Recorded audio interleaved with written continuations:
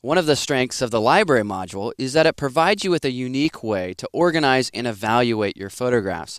And one of the reasons why the library module is so good is because we can view our images either in this grid view mode, or we can, quote, zoom in on our images and view them in a loupe view mode.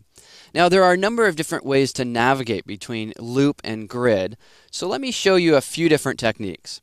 Alright, well, for starters, you can see I'm in the O2 General Photos folder, subfolder Kids, and I've selected one of the images. Now, currently my grid is pretty small. If I want to make this bigger, what I can do is use this thumbnail slider in order to increase the size of those thumbnails. Now, if this isn't visible, what you can do is click in the toolbar on this triangle icon, and here you can select what options you want to have visible in the toolbar. For example, I'll turn on the option for rating. We can now see those stars show up in the toolbar. Alright, so we can navigate with this thumbnail slider, but what if we want an even bigger view? What we can do then is navigate to what's called the loupe view mode. You can do that by clicking on this icon here. That will then give us a larger view of the image. What about going back to the grid view mode? Well, in this case, let me share with you a few shortcuts that I think will help you out quite a bit. If you press the G key, that will take you to the grid view. If you want to go back to the loupe view, all you need to do is press the E key. Now, if you ever forget those shortcuts, all that you need to do is navigate to your View pull-down menu, and there you can see we have them listed. The grid is the G key, the loupe is the E key. You can, of course, also select from this pull-down menu in order to change between those two different views.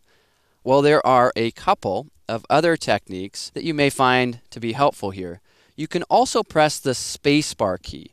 That will quickly take you to this loupe view. And then there's one more I want to share with you, and this one is double clicking. If you double click on an image, it will go between the grid view and then double click again, and it will take you to the loupe view. Alright, well, the last thing that I want to point out here is in regards to the overall interface.